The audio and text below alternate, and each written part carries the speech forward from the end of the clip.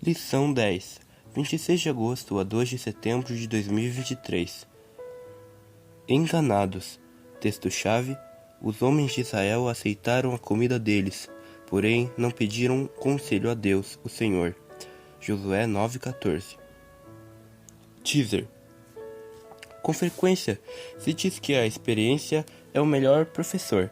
O episódio registrado em Josué 9:10 parece contrariar essa declaração para os israelitas. Depois de lutar contra a cidade de Ai pela segunda vez e então finalmente conseguir a vitória, o povo de Israel renovou seu concerto com Deus, prometendo buscar a sabedoria e a orientação divina antes de tomar importantes decisões. Mas pouco tempo depois, os vemos cometerem o mesmo erro que cometeram na primeira vez em Ai. Os espertos habitantes de Gibeão, cujos espiões talvez tenham escutado as promessas que os israelitas estavam fazendo a Deus, em Ebal e Gerizim, de destruir todos os habitantes de Canaã, se aproximaram com uma armadilha perfeita. Vestidos como indigentes, eles se apresentaram como estando em busca de ajuda e um pacto. Josué mordeu a isca e mais uma vez deixou de consultar a Deus. A Bíblia diz que não consultaram o Senhor. Josué 9,14. Israel assinou o acordo enganoso e as consequências foram imediatas. Tiveram que lutar em favor de um povo que mal conheciam. Quando buscaram a Deus, ainda assim ele lhes deu a vitória. Que Deus! Ele tinha todo o direito de permitir que eles perecessem nas mãos de seus inimigos, mas ele não reage como você ou eu faríamos. Deus prometeu a seu povo um lugar para chamar de lar, e ele cumpriu sua palavra novamente. Roteiro original. A notícia do sucesso de Israel nas batalhas contra os cananeus se espalhou rapidamente. Os gibeonitas perceberam que ninguém teria forças para derrotar aquele povo poderoso, cujo Deus realizava milagres. Então, eles tiveram uma grande ideia. Leia em sua Bíblia o texto que se encontra em Josué 9, 1-4, 14-21 e 10, 6-11. Depois, responda as perguntas e faça as atividades sugeridas. Quem está tentando enganar quem nessa história? Por quê? Faça uma marcação no texto bíblico nos pontos da história onde Israel deveria ter consultado a Deus. Agora, faça um X nas situações em que Deus foi consultado. Sublinhe as palavras enganosas proferidas pelos gibeonitas. Que partes dessa história realmente prendem sua atenção? É evidente que os gibeonitas passaram a servir a Deus para preservarem a vida. Zoom. O texto-chave dessa semana afirma claramente que os líderes de Israel falharam por não consultar a Deus antes de fazerem um acordo com os gibeonitas. Israel honrou sua palavra, mas um terrível castigo foi dado aos gibeonitas.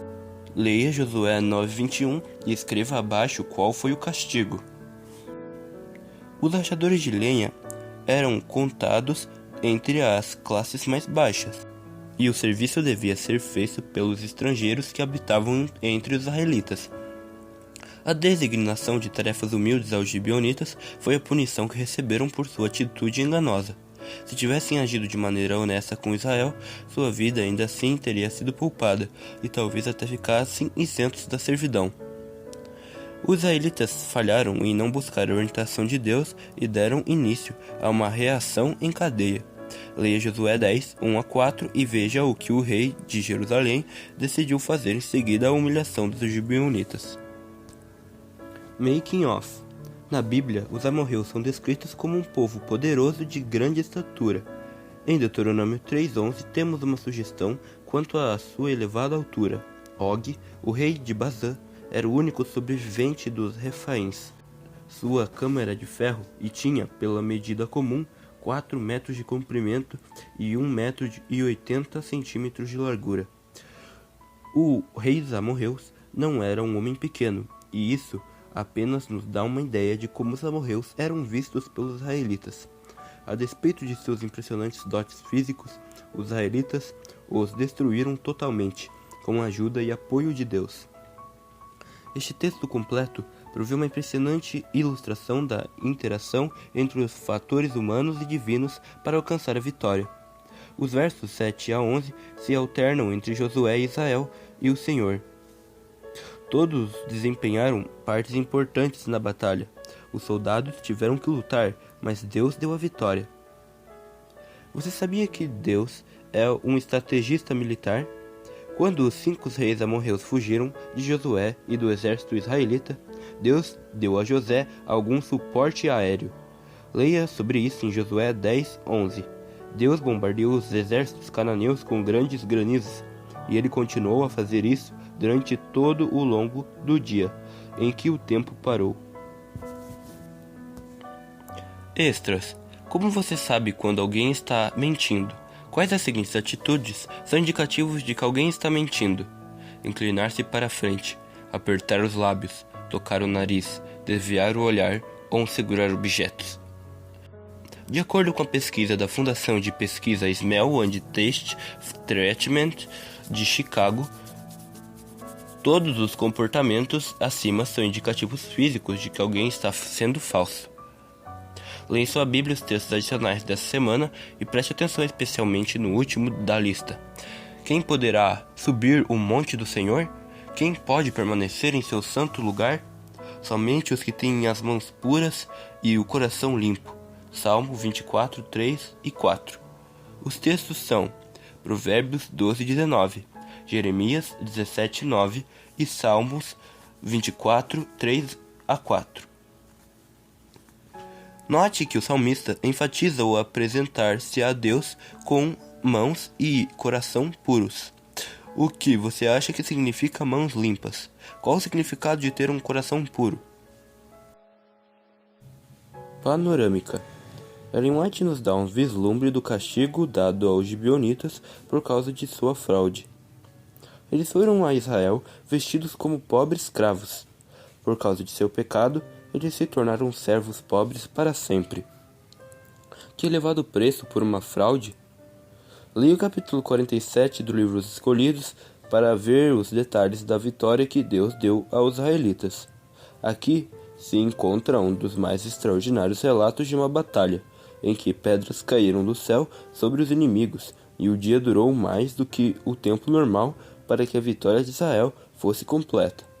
Antes do cair da noite, a promessa de Deus a Josué fora cumprida. Leia o texto de Josué 10:14. Nunca antes nem depois houve um dia como aquele, quando o Senhor atendeu a um homem. Sem dúvida, o Senhor lutava por Israel.